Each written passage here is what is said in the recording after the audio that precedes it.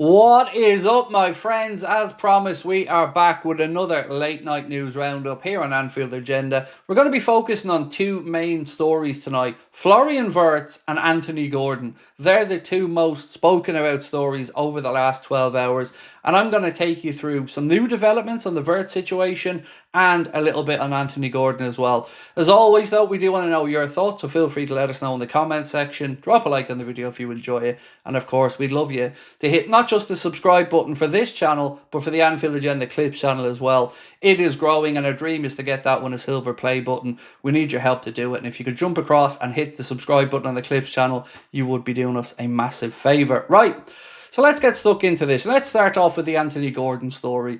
So there are reports, multiple reports now, that Liverpool are intending to revisit the Anthony Gordon situation. Now, at the moment, I can't say categorically that I can get behind these stories and say that they're legit, but it is something that I think we should be discussing. So, Luis Diaz and Barcelona could have a big part to play in this. There's lots of talk tonight coming from Spain that Hansi Flick has now signed off on Luis Diaz as a target and that they could spend up to €70 million. So we asked on tonight's stream, should Liverpool sell Diaz for €70 million? And the response was yes, Liverpool should sell him. About 2/3 of people that voted said they should. Then we backed that up by asking, if Liverpool did sell Diaz, would you be happy with Anthony Gordon as a replacement? And that one was a bit closer. It was 52% to 48%. But what we can't deny is those rumours have resurfaced again. He would give us a homegrown player. So that is one thing I would say in the plus column. Certainly age is another thing that I would say would be in the plus column. And the report suggests that Arne Slot is an admirer of Anthony Gordon. We know that he almost joined last summer when he was away with England at the Euros. There was talk that maybe Gomez or Kwanzaa or somebody else was going to go in the other direction. And I don't know if that could be part of any potential plan to revisit. Nor do I know what Newcastle's stance is on Anthony Gordon. Again, I'm seeing mixed reporting on it. Some say they'd be willing to listen to offers. Some say that they would have no interest in listening to offers. So for me, I would say put that one up on the shelf, stick a pin in it for the minute, and keep an eye on what happens with Luis Diaz. Because if he looks to move away, if that deal to Barcelona does come to fruition, then maybe this story about Anthony Gordon has some legs. But a story that definitely has legs is Liverpool's interest in Florian Wirtz. Now, the first part of this we did speak about in tonight's late night agenda, so I'm just going to reiterate what Christian Falk has had to say. Liverpool are now getting serious about the signing of Florian Wirtz. The bosses of football and their chief Michael Edwards are said to be flying to Boston this week, and the reason for the visit, the English side want to get the figures for the Wirtz transfer approved by the owners, FSG. Now, I asked why would they have to fly all the way over for that, but apparently, according to Red Sox fans and others, this is the way that John W. Henry likes to do these things for big purchases or big acquisitions, likes to look people in the eye, run over the numbers and kind of get a gauge of what the people in the positions of power think. So let's move on to give you a bit more of an update. So Christian Falk has also said the meeting between Liverpool directors and the club ownership was scheduled at short notice after the Wirtz family's visit last week. Michael Edwards will explain why Wirtz is so special and why the €150 million transfer fee would be justified. It is the goal of Liverpool bosses to snatch Wirtz away from Bayern. His development has been followed for years and information has been gathered now. Liverpool see the chance to strike and the money is there to sign him. So I'm going to say that Edwards sniffs a deal here.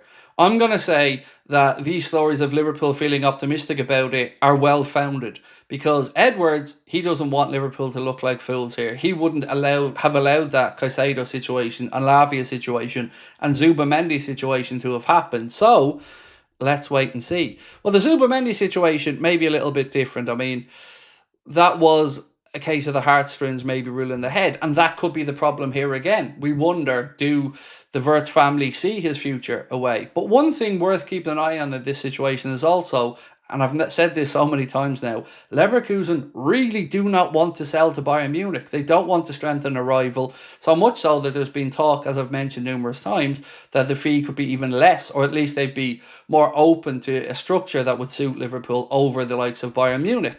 Meanwhile, Bayern are preparing for long negotiations with Leverkusen, said Christian Falk. It's already been deemed unrealistic that Wirtz will be with them for the Club World Cup, which starts on June the 14th.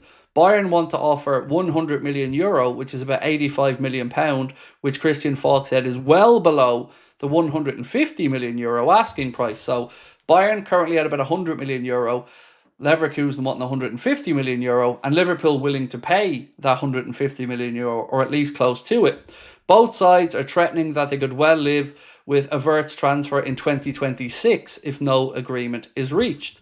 But that doesn't stop Liverpool from looking to proceed. And as I've mentioned, Leverkusen far more open to the possibility of losing him to a club that aren't in the same division. So this here from Anfield sector then went on to quote tweet the Christian Falk stuff of their own tweet to say, apparently this is standard practice according to Red Sox fans. It happened one of the recent big signings. John W. Henry likes to sign off on major deals in person with all the facts at his disposal. I'm starting to feel a little bit more confident about this one. Look, what I don't know and what none of us know at this point is where Florian Wirtz's head is at. Is he going to want to stay in Germany? Would he be happy playing in a Bayern Munich shirt to go back to Leverkusen in front of those fans who he served so well? I can't answer that question. But Liverpool are serious. Liverpool can offer him everything that Bayern Munich can offer him. Financially, I'm sure that we can do the numbers there. Champions League football, absolutely. Come into play for a team that's gone to win trophies and put you on the world stage, 100%. I also would say he will notice what's going on with the parade. He will see how well Liverpool are supported, and he will see the scenes over the next few days as Liverpool celebrate that Premier League title. And I'm hoping that he thinks to himself, I fancy me some of that, because there's no denying when you see these visuals, when you see Liverpool parading that Premier League trophy around the city of Liverpool, that will certainly get people's attention, and I'm hoping will get Florian Wirtz to think, right, maybe it is time to try something new. Liverpool have made a strong play here. Liverpool certainly see him as a difference maker, which I would agree with. Would we pay the whole €150 million?